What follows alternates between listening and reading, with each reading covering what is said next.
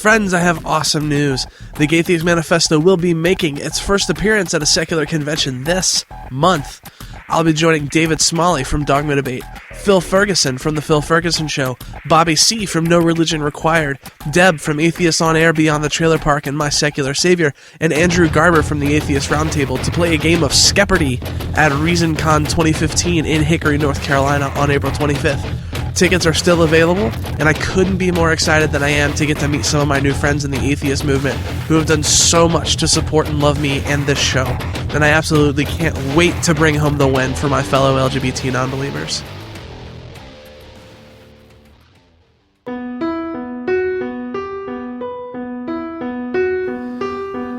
Coming to you on Secular Media Network, this is the Gay Theist Manifesto, your source for news, commentary, debate, and discussion at the intersection of the atheist movement and the LGBT rights movement. I'm your host, Callie Wright, and I am joined today by my co-host, Daniel Wolfsong.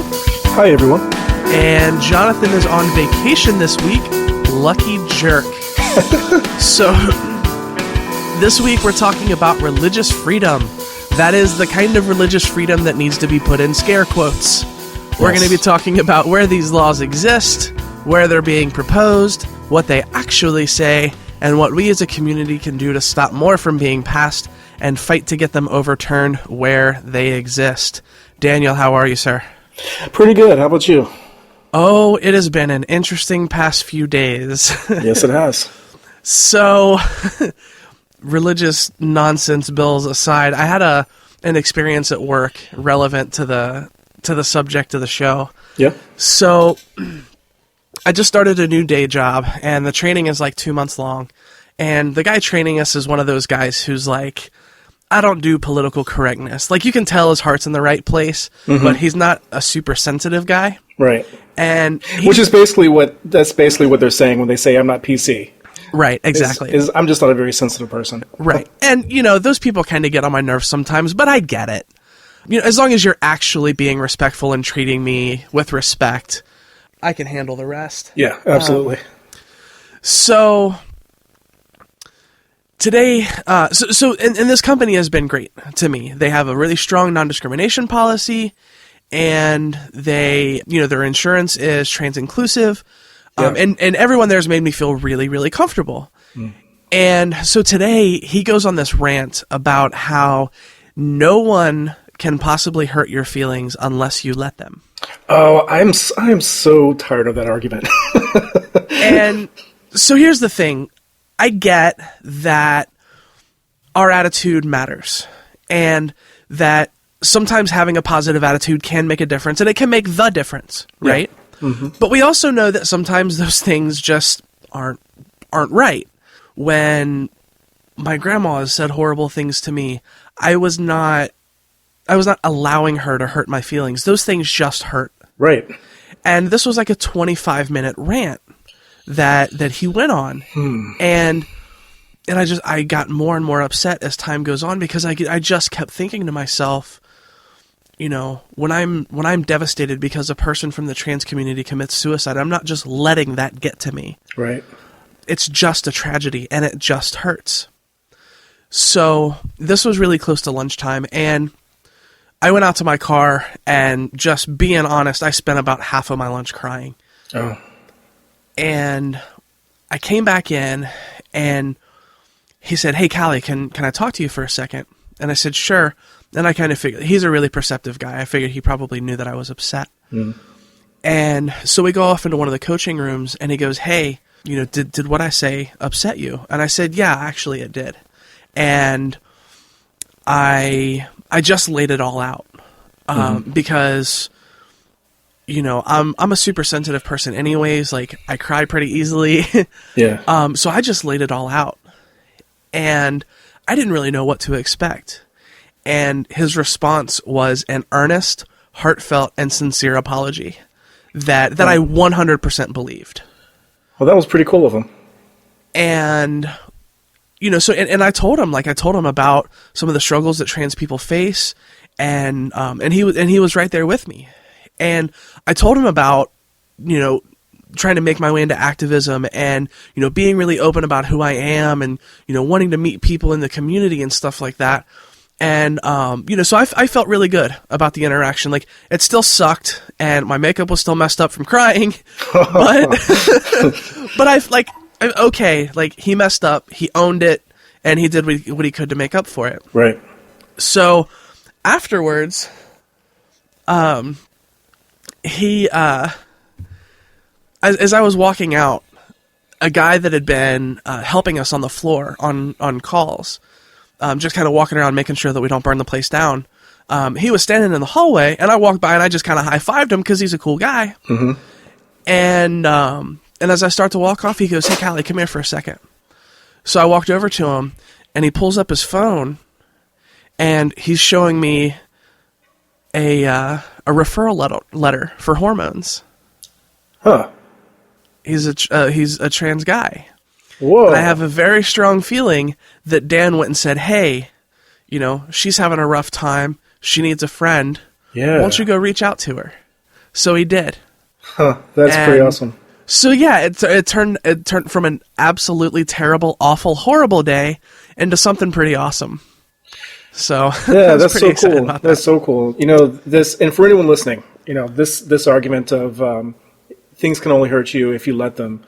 I've heard people say that from every camp, from all sides of the fence, and it's untrue because we are literally hardwired to respond to people emotionally, and if that were the case, if that really were the case, that nothing could hurt us unless we wanted it to, well, we wouldn't have things like verbal abuse and emotional abuse and things like that. So yeah, it's not true. We can take responsibility, but there's no extreme that's correct on that. It's somewhere in the middle, and just keep that in mind, people. Absolutely. And then the one other thing that I wanted to talk about is there was a holiday in the trans community this week, and that holiday is called the Transgender Day of Visibility. Yes. And the Day of Visibility is basically about us standing up as a community and saying, "Hey, we're here, and if we're allowed to and if we're supported, we can live full and happy lives, but we need your support to do that." Yeah. And basically this day is the antithesis of, I don't want to call it the antithesis, that's probably a bad word. This holiday is the counterpart to the Transgender Day of Remembrance, where we remember those members of our community who have died either through violence or through suicide. Yeah. So it was a really cool place to be. It was really cool to be at an event based around the trans community where the message was overwhelmingly positive. We had some leaders from our community get up and speak about their organizations and what they do, and why what's going on in our community is important. So it was just really cool to be part of, and I got to see some folks I haven't seen in a while and give lots of hugs, and there were good cookies. So yeah, so it was a really positive thing to be a part of all around. Right on. So let's go ahead and jump into news. Daniel, what do you got for us? Well, last weekend, Linda Harvey of Mission America hosted Lori Higgins of the Illinois Family Institute to discuss the religious rights campaign to keep their kids home from school on the Day of Silence. And that's an annual nationwide demonstration against bullying and violence against LGBT students. So Higgins said that the Day of Silence was really focused on promoting a political agenda, had nothing to do with protecting LGBT kids, and if they don't embrace everything that we embrace, that we call them haters. Harvey agreed, of course, repeating her claim that LGBT people actually don't exist. And I'm going to play a clip from that. Unless you affirm everything they believe, everything they value, and everything they choose to do. Well, especially about this particular behavior and lifestyle. That's right, exactly. Or anything else, transgenderism also. Right. So anything that they believe is moral, you have to believe is moral, or you're a hater. Of course, they don't apply that principle consistently. They don't say that in order for them to love someone, they have to affirm that person's beliefs and life choices. Right. It goes one way only, which is why their sort of political assumptions are incoherent and inconsistent and ironic. Well, yeah, and it goes on and on with the strong arming, emotional and mental strong arming by implying that there are such again lesbian, gay, bisexual, and transgender people. This is not an inborn lifestyle, folks. There's no evidence that homosexuality or being transgendered that you were ever born in the wrong sex body. Okay. Sometimes you just want to shake somebody. Sometimes you just want to shake somebody. Okay, so as usual, we have these right-wingers talking about how being gay or bi or trans is a lifestyle choice, and we're all just a bunch of bullies being mean to religious folks and blah, blah, blah. Because telling them that they don't get to legislate their religious beliefs in order to discriminate against LGBT folks is strong-arming them, Callie. Because telling them that they don't get to disenfranchise us and treat us as second-class citizens is definitely on par with forcing them to love everything we love and embrace everything we embrace. But none of that matters, apparently, because we don't really exist. Because being gay and being trans, they're lifestyle choices, obviously. Callie, did you know all humans are actually heterosexual and cisgender? And when I was about 11 or 12, I obviously said to myself, you know what? Being a straight guy is just too easy. How can I mix things up a bit? Oh, I know. I'll flip that sexuality switch all humans are born with and start being attracted to men instead of women. You know, that thing people just have the ability to do. So what made you decide to go with the trans lifestyle, Callie? Listen, have you ever shaved your legs and put on a pair of tights? No. Okay, that's why you haven't chosen the trans lifestyle, my friend. Yeah, obviously. I would like to say first that it is impossible for me to strong arm anyone because I do not have strong arms. Hormones have taken care of that. But in all seriousness, this is one of those arguments you hate to even dignify it with a serious response, right? Because and I've said this before. You're giving it the argument more credit than it deserves. But I think it's important to point out here that I, as a trans person, coming out, I risked my family, my friends, my support system, my job, my financial stability, my mental health, and my physical health. Because, dresses are pretty! Right. Yay! Yes, it was just that simple. Lifestyle choices. No one would choose to go through anything a queer person goes through. Anyone who's any flavor of queer and trans, the things that we generally have to go through to be able to live as ourselves, no one would choose to go through that. Right. I mean, that's just all there is to it. Yeah, no one's going to say to themselves, life is too easy. How can I make things as difficult as possible? Adventure time! Yeah, and I was talking to someone about this recently. Of course, today I'm 37 years old. I'm perfectly happy being a gay man. I love being gay, and I wouldn't change it for anything. But if I'd had that choice way back as a kid, of course I would have chosen the easy path. I wouldn't have chosen if someone said, hey, this is going to make your life way more difficult. You're going to be disenfranchised, marginalized. You're going to be treated as a second-class citizen. It's going to cause you problems in friendships and family relationships. Your puberty is going to be an extremely confusing and disorienting time for you. No, I wouldn't have chosen that. See, I'm going to be honest and say that that's a question that I struggle with a lot, because I've been asked that once or twice, after talking about all of the things that I've had to deal with.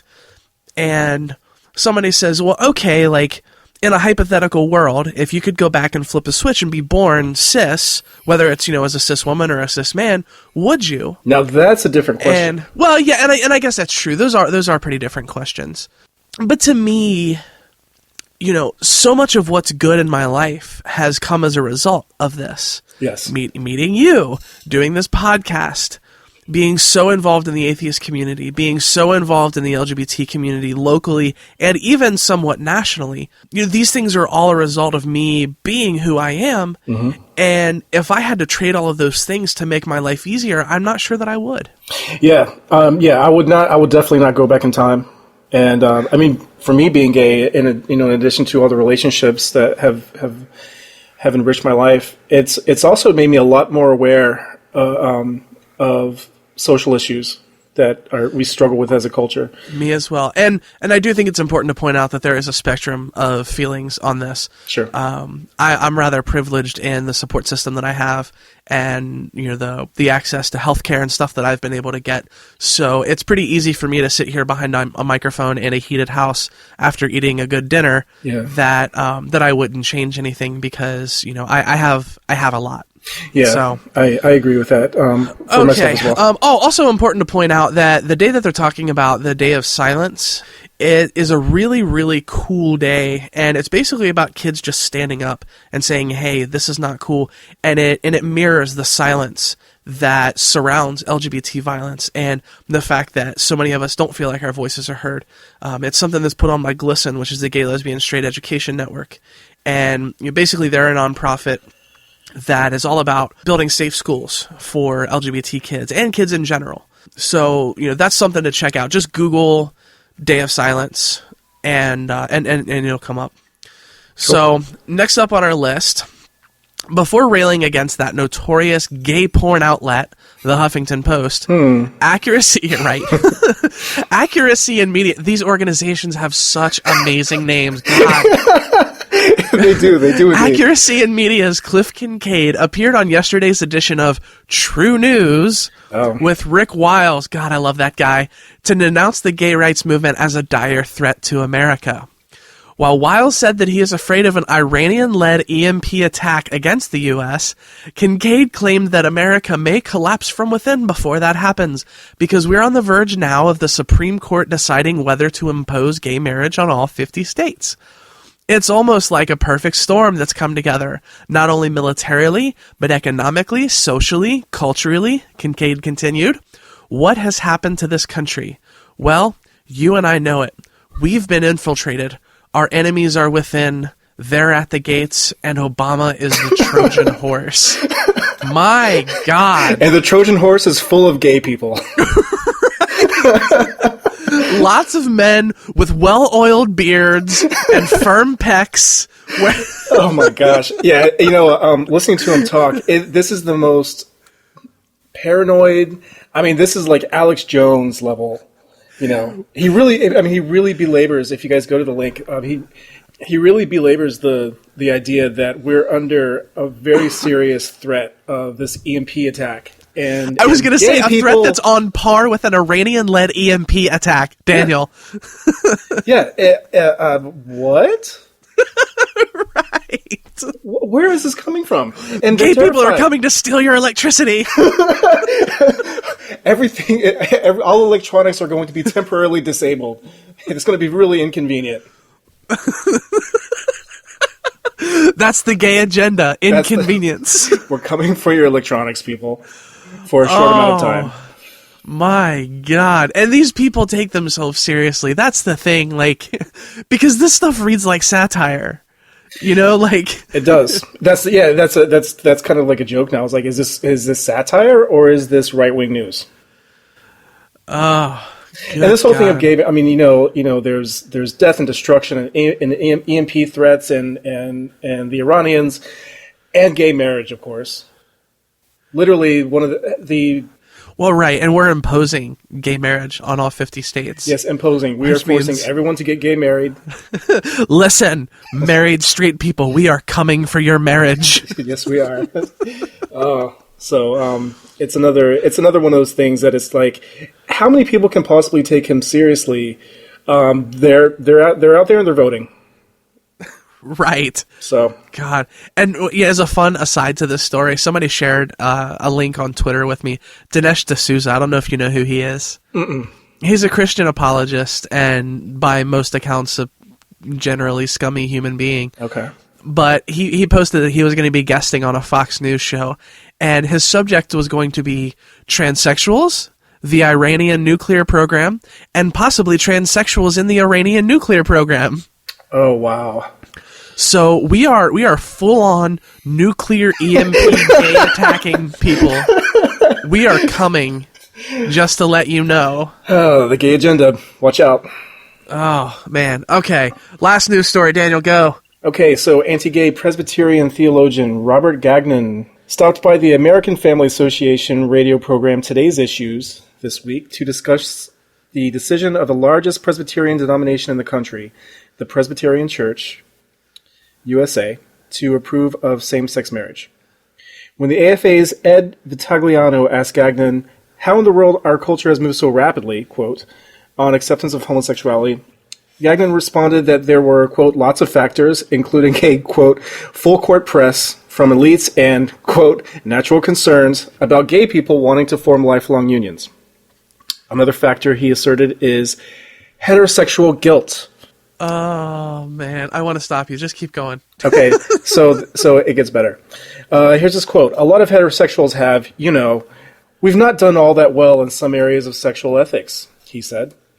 That includes issues of divorce, remarriage, that includes premarital sex, includes abortion, and if you can give a pass on the issue of homosexual practice, in effect, it's a way of exempting our own guilt, and it's accommodating in a way that's self-serving. So a way to make your issues with not fulfilling your own religious obligations somehow about us, guys.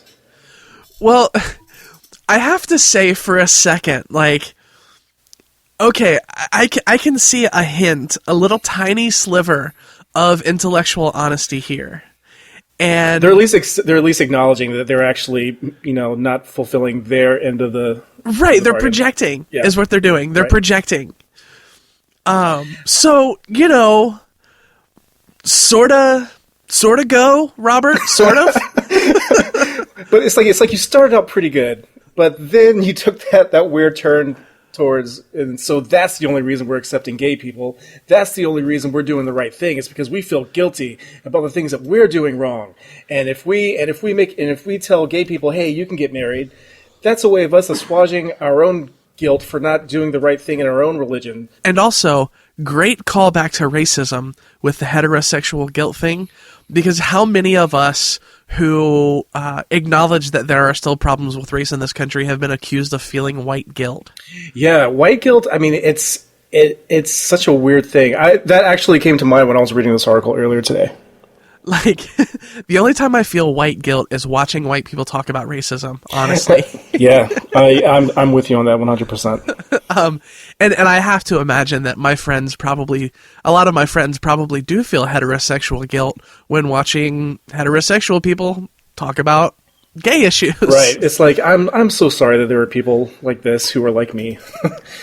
So you get somewhere between a 5 and 10% for trying there.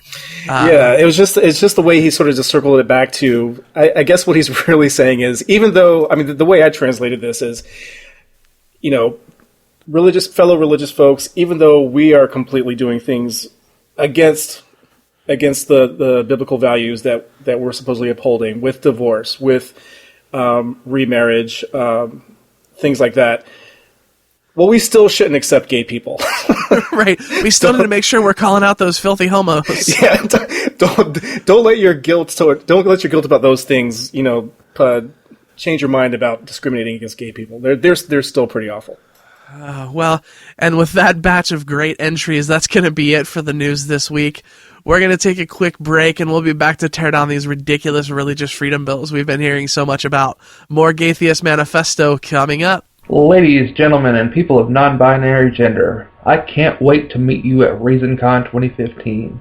This year we have an exciting parody game show inspired by a spectacularly failed bit on Andy Wilson's Incredulous. This is Celebrity Skip Parody. We will be pitting teams of podcasting icons and newcomers against each other to see which is better at a completely arbitrary game. This is, of course, the best way to determine the true podcasting champion, and any other methods are immediately suspect. We will be encouraging humorous responses because my wit in writing the questions only goes so far. My alcohol budget, however, is considerably larger than my humor reserve, so we will depend on that as well.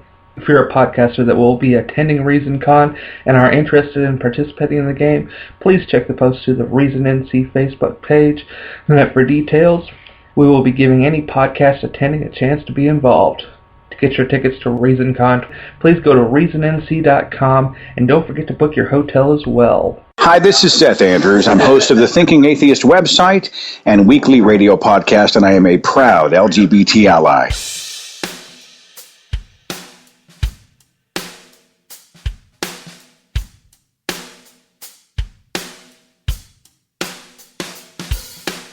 Welcome back to the Gaytheist Manifesto.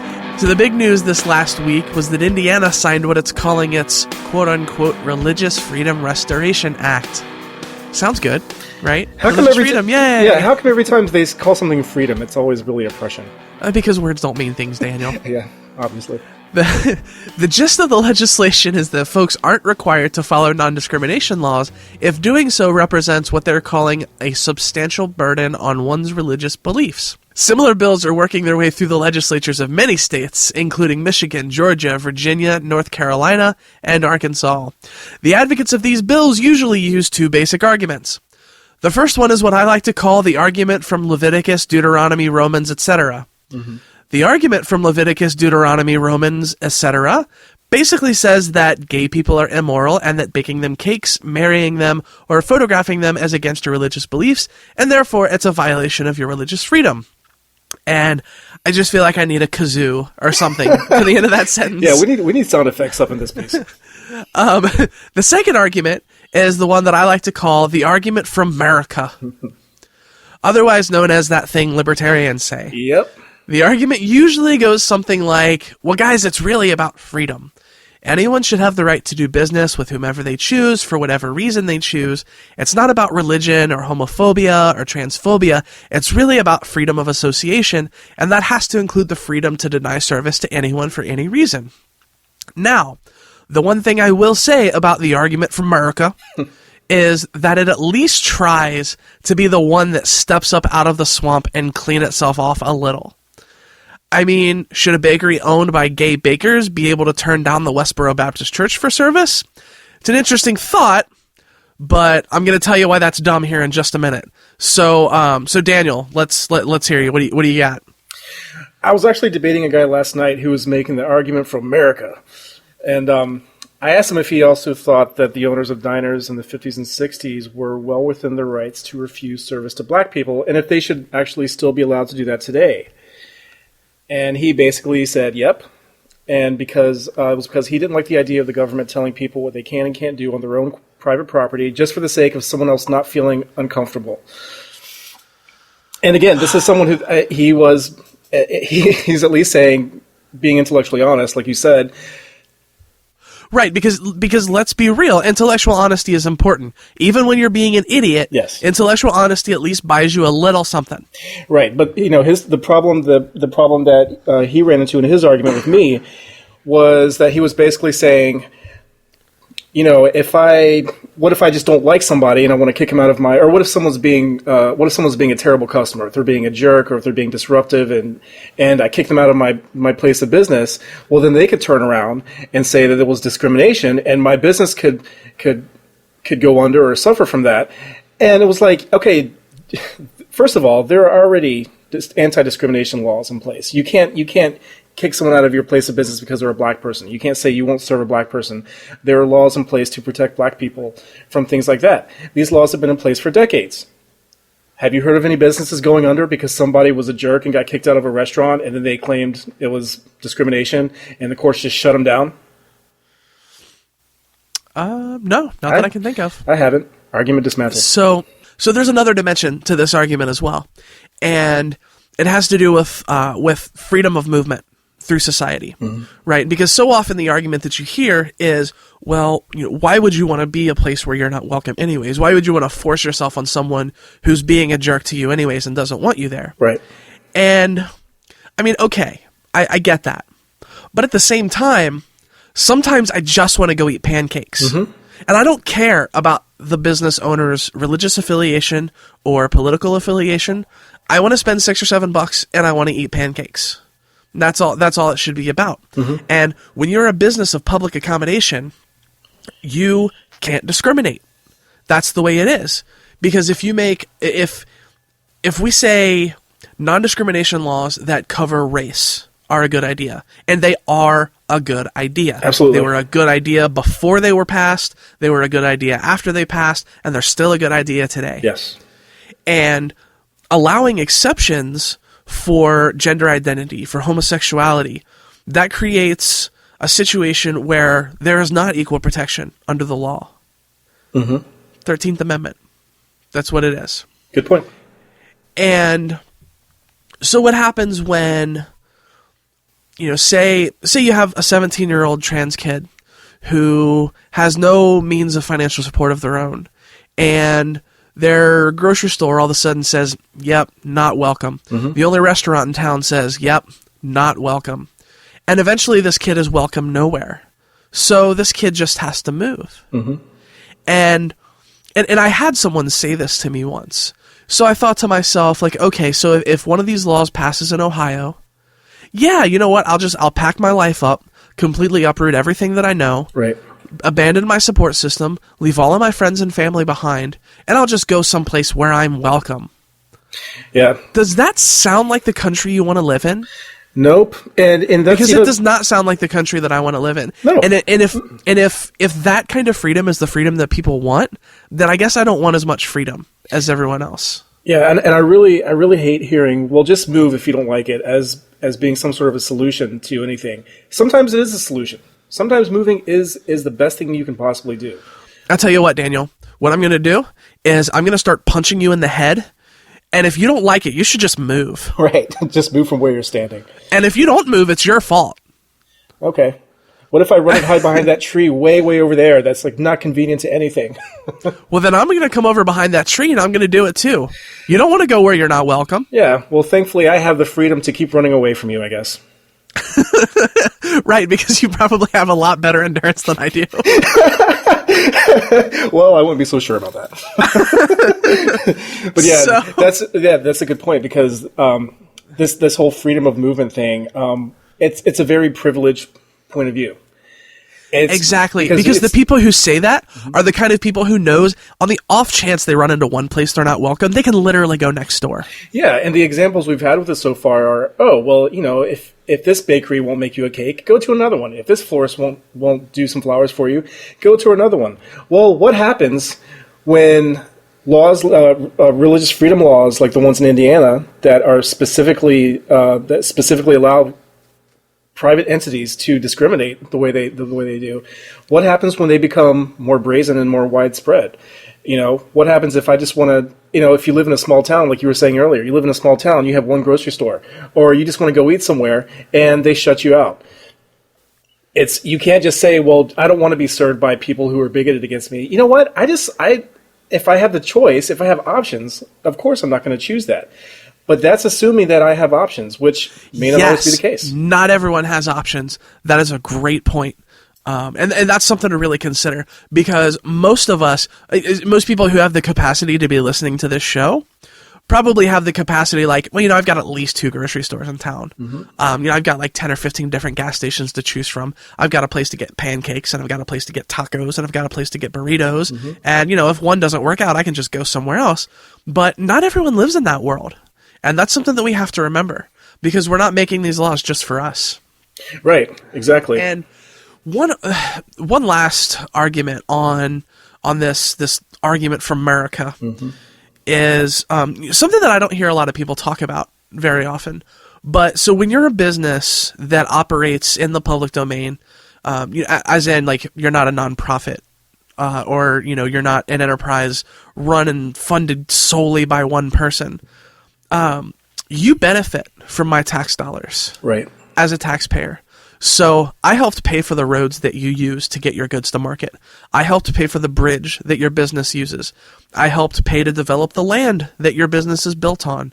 I helped pay for the air freight infrastructure that flies your cheap crap from China into the United States. Mm-hmm. Or the federal grants that you may have used for your training or your education, or even to open up your small business. Right. Even your education, you said it, public school education, if you went to a public college, you cannot tell me that my tax money is good enough for you to build your business with, but my money is not good enough to spend in your establishment. Right. Because frankly, I don't care. I mean, that's not true. I do care. I won't shop at I won't eat at Chick-fil-A because they give money to anti-gay hate groups. Mm-hmm. But that's something they do as a company. If that's something their CEO just did with his salary, I mean, whatever. Yeah, there is a difference. There's a big difference. So that's something else to keep in mind too when we're having these conversations. Yeah, I agree. And I mean, and on that point, just to continue that point, when you call the police, or if your house is, or your place of business is on fire and firemen come to put it out, who do you think pays those salaries? Right. God, I hate to make a joke out of this, but I'm gonna, because that's the kind of mood that I'm in. Go for it. Like, if a cop shows up and was like, "Sup, sweetie, we're here to save you." Like, oh my God! Sorry. That's actually a good point, because what if you call the police and it's a gay cop, a gay officer, or a gay firefighter? What are you going to do to them? Tell them they don't get to put out the fire or defuse the situation, or even perceive that they're gay, right? You know what I mean? Because obviously you're like, "Hi, I'm Officer So and So. I like to have sex with dudes." Just saying. No, it's the shorts. It's the shorts. That's how you can tell.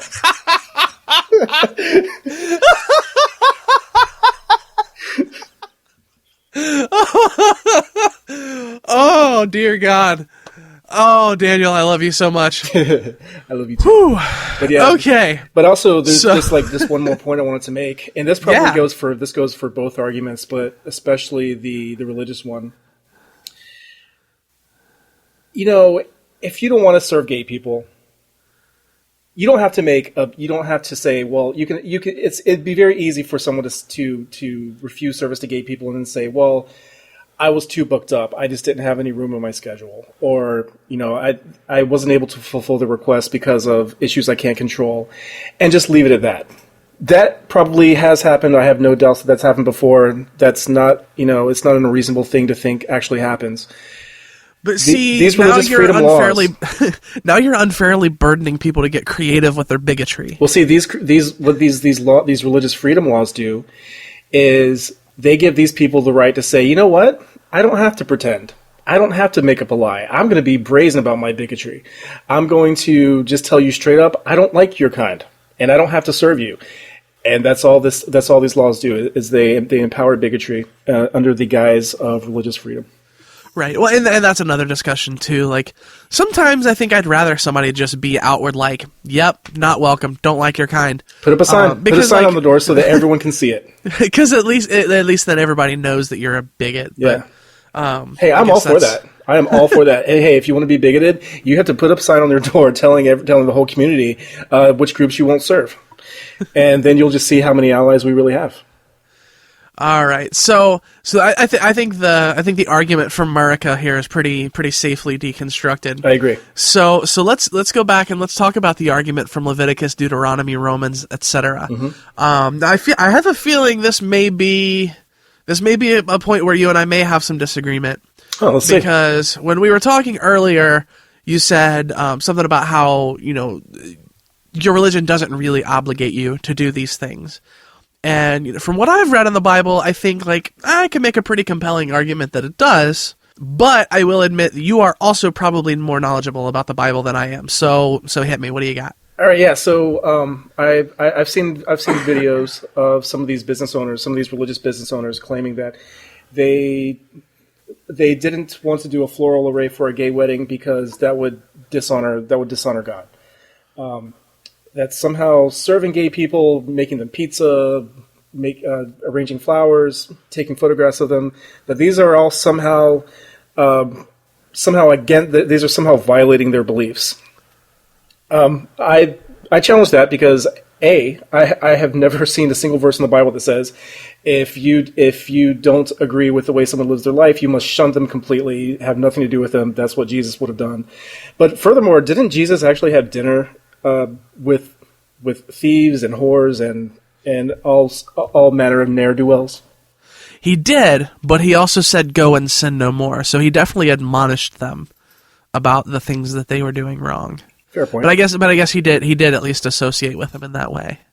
So wouldn't the equivalent of that be these religious folks saying, "Okay, I'm going to make you some pizza, but I don't want you to be gay no more after you eat this pizza." This here is homo gay cure pizza. Yes. Oh wow. It's delicious. Sacrilegious.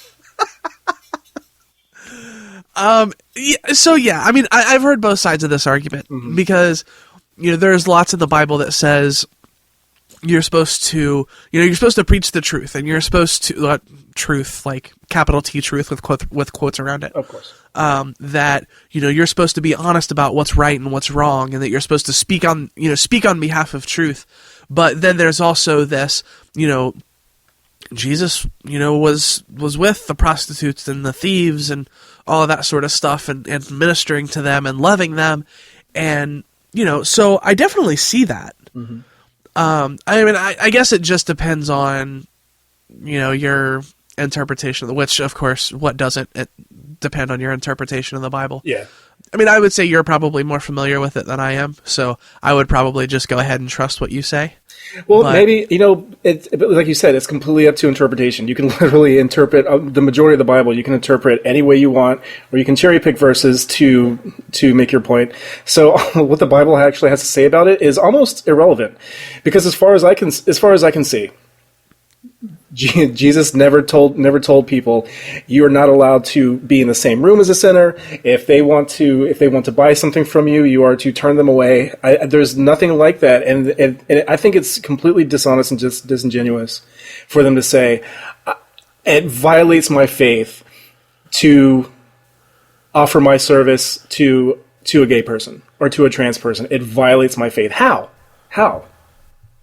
You're not being asked to do something that actually violates your faith. I'd understand if a gay couple came to the shop and asked for a penis cake, and you're saying I don't make those, and they're saying you do now, or we're going to sue. That I understand that completely. That's not what's happening. Because the key is that's something that you wouldn't do for anyone. Right, exactly. Because that's going back to the argument for America. You can say you can't come in my store if you don't have shoes on. Right. Because that can apply to everyone. Mm-hmm. If you come in my shop smelling like you haven't showered in 15 days, I can kick you out because, one, it's a hygiene hazard, and two, that can apply to anyone. Yeah, and also it's actually is hurting your business. People aren't going to want to come around if something like that is around, perhaps. Right, and if two gay guys or two gay women are, kissing face in your restaurant and grossing the customers out, okay, I get that, as long as you're going to kick out a straight couple too. Right. Those things are disruptive to your business, sure, absolutely. Make that stand for keeping your customers comfortable, because it's about something that can apply to anyone and not just one specific group of people, because that's sort of the definition of discrimination. Exactly, and there's a big difference between kicking out a customer because they're being a jerk and just blanket discrimination against a whole group of people. And I'm getting really annoyed with hearing those two conflated, as if the end result of dismantling these laws, as if the end result is, well, customers can come in and do anything they want, and we can't kick anybody out ever. That's ridiculous. It's the most ridiculous of slippery slope arguments. Agreed. All right. We're going to take a quick break. We're going to be right back with a really, really awesome ally segment. More Gaytheist Manifesto after this. Here's an excerpt from Fear of Physics by Lawrence Krauss. A physicist, an engineer, and a psychologist are called in as consultants to a dairy farm whose production has been below par. Each is given time to inspect the details of the operation before making a report. The first to be called is the engineer, who states, "The size of the stalls for the cattle should be decreased. Efficiency could be improved if the cows were more closely packed, with a net allotment of 275 cubic feet per cow. Also, the diameter of the milking tubes should be increased by 4% to allow for a greater average flow rate during the milking periods." The next report is the psychologist, who proposes the inside of the barn should be painted green. This is a more mellow color than brown and should help induce greater milk flow. Also, more trees should be planted in the fields to add diversity to the scenery for the cattle during grazing to reduce boredom.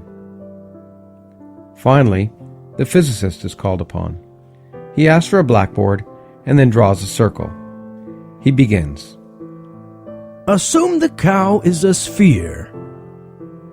This old joke, if not very funny, does illustrate how, at least metaphorically, physicists picture the world. The set of tools physicists have to describe nature is limited. Most of the modern theories you read about began life as simple models by physicists who didn't know how else to start to solve a problem. These simple little models are usually based on simpler little models, and so on, because the class of things that we do know how to solve exactly can be counted on the fingers of one, maybe two hands. For the most part, physicists follow the same guidelines that have helped keep Hollywood movie producers rich. If it works, exploit it. If it still works, copy it. I like the cow joke because it provides an allegory for thinking simply about the world, and it allows me to jump right into an idea that doesn't get written about too much, but that is essential for the everyday workings of science. Before doing anything else, abstract out all irrelevant details. There are two operatives here, abstract and irrelevant. Getting rid of irrelevant details is the first step in building any model of the world, and we do it subconsciously from the moment we are born. Doing it consciously is another matter. Overcoming the natural desire not to throw out unnecessary information is probably the hardest and most important part of learning physics. In addition, what may be irrelevant in a given situation is not universal, but depends in most cases on what interests you. This leads us to the second operative word, abstraction. Of all the abstract thinking required in physics, probably the most challenging lies in choosing how to approach a problem. The mere description of movement along a straight line, the first major development in modern physics, required enough abstraction that it largely eluded some pretty impressive intellects until Galileo. Fear of Physics by Lawrence Krauss. Find this audiobook and many more at atheistaudiobooks.com. The facts you won't hear in church.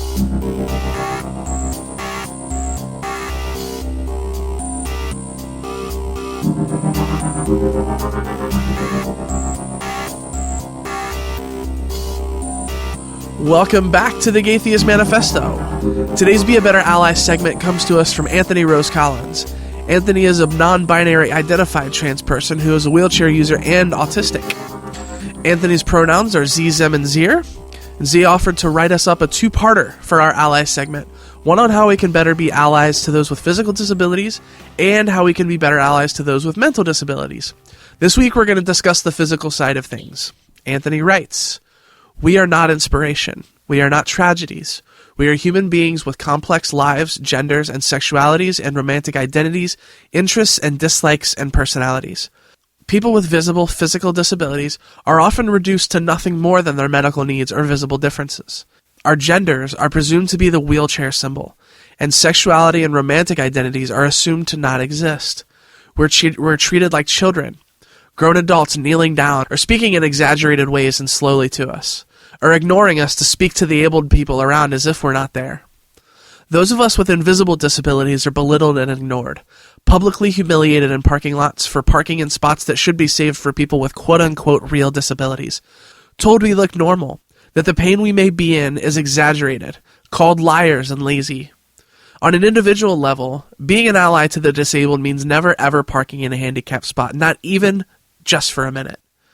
It means talking directly to us like you would any other person. It means asking if we need help, instead of assuming we do and doing it for us. When you're organizing an event, make sure the venue is accessible. Visit it. Check that there are no stairs without an accompanying ramp or elevator. Touch the braille on signs and make sure it's actually raised up, not simply printed on the sign. Provide written transcripts of your speeches for the deaf. Every single disabled person's needs are different. Make sure to listen." Anthony, thank you so much for your contribution, and I am so looking forward to what you put together for us next week. Yeah, that's good food for thought. Thanks, Anthony.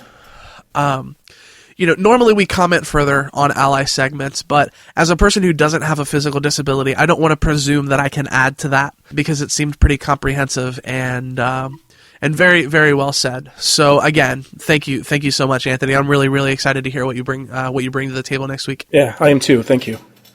And with that, kids, it's a wrap on another episode of the Atheist Manifesto on Secular Media Network.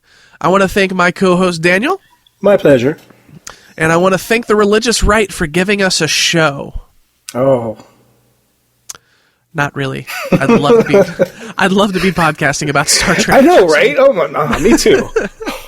You can find us online at facebook.com/The Atheist Manifesto. I'm on Twitter at GatheistCali. I'm on Twitter at Daniel Wolfsong. And you can email us at thegaytheistmanifesto@gmail.com. Before we go, I want you to know that if you're lost, you're hurting, you're scared, if you feel like no one understands and no one cares, you need to know there's a community out there who loves you and knows that you're capable of amazing things and that you are worthy of love. Please don't be afraid to reach out. Until next time, friends, this is the Gaytheist Manifesto.